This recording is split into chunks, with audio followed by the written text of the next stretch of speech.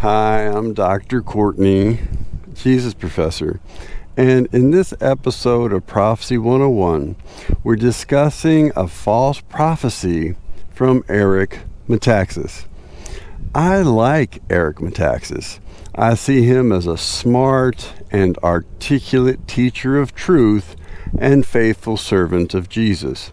However, he has a significant error in his book, Letter to the American Church, and associated speaking tour promoting the book.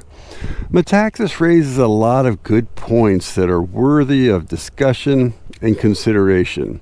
Here, my focus is on his inference that the United States is in a third existential crisis, and that if the church rises up and courageously does its job in the political sphere, that the United States can be preserved.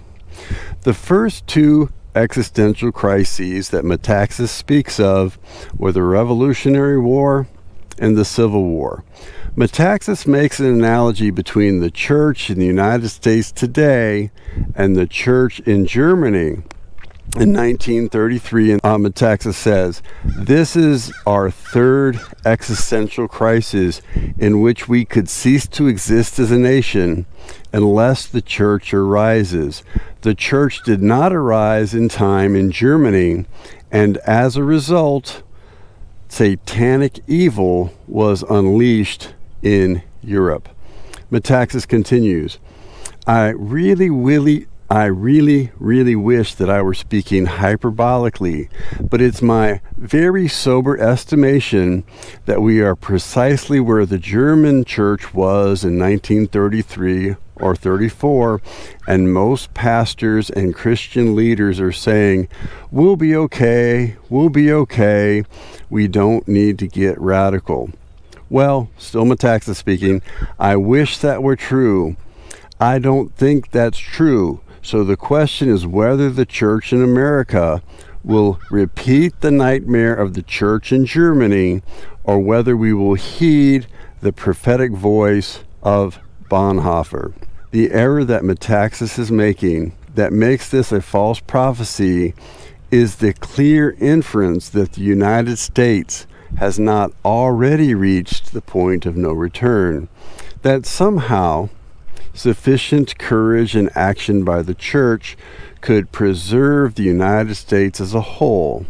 However, unlike Germany in 1933, the United States already has the blood on its hands of tens of millions of unborn Americans.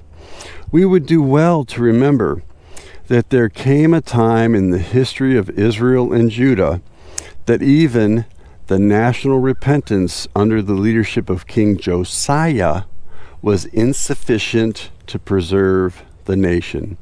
The Bible explains, surely the destruction of Judah happened according to the Lord's command, in order to remove them from his presence because of the sins of Manasseh and all he had done, including the shedding of innocent blood. For he, Manasseh, had filled Jerusalem with innocent blood, and the Lord was not willing to forgive. Once a nation is past the point of no return, churches may well be in full obedience to focus on the work of discipleship in their own churches, towns, and states without much time, effort, or money spent on national issues.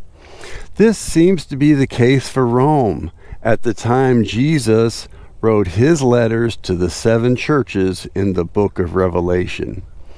Jesus writes to each of the 7 local churches about their own issues, things that they are doing well, and things in need of correction specific to each local church. There is no hint that somehow through political action that the whole of Rome might be preserved. Rome was past the point of no return. Just as a huge revival and widespread repentance could not save Judah and Jerusalem under King Josiah, any efforts of the church to presume Rome would have been silly and fruitless.